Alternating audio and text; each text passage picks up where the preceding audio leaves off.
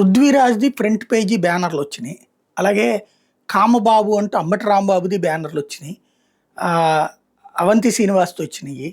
అట్లాగే గోరంట్ల మాధవ్‌ది వచ్చినియి. ఈనాడు, జ్యోతి, అరడజన్ మీడియాలో డిబేట్లు నడిచినియి. కామాంధులు అది అన్నటువంటిది. ఇవాళ అరవ శ్రీనివాస్‌ది అమ్మాయి వీడియోతో సహా రిలీజ్ చేసింది. ఈనాడులో ఫ్రంట్ పేజీలో ఎక్కడన్నా కనబడిందా? బ్యాక్ పేజీలో ఎక్కడన్నా కనబడిందా? ఇది చూడండి. రైల్వే కోడూరు ఎమ్మెల్యేపై వచ్చిన ఆరోపణలపై సమగ్ర విచారణ. ఇదంతా దుష్ప్రచారం అంటూ ఆయన చెప్పారు. ఇది రాసుకొచ్చింది. అంటే వార్తలు వీళ్ళు నీచపత్రిక, నీచాతి నీచ పత్రిక అనడానికి సాక్ష్యం. ఆంధ్రజ్యోతి సేమ్. ఎక్కడ ఫ్రంట్ పేజీ కనబడిందా? బ్యాక్ పేజీలో ఇది చూడండి. బ్యాక్ పేజీలో కూడా వివాదంలో ఎమ్మెల్యే శ్రీధర్. ఇది వివాదంలో శ్రీధర్ అంతే.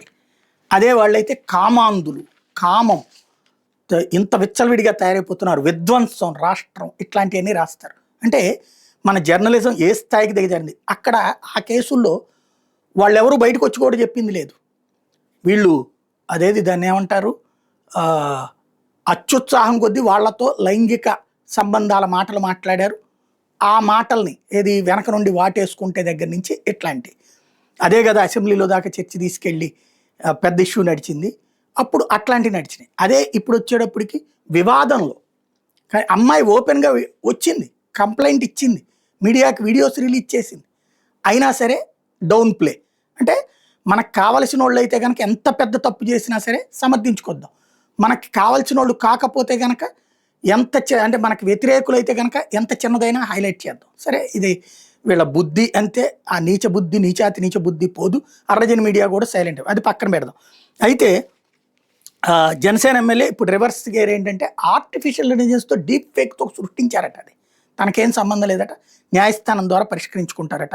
నిన్న వాళ్ళ అమ్మ తెర ముందుకు వచ్చింది.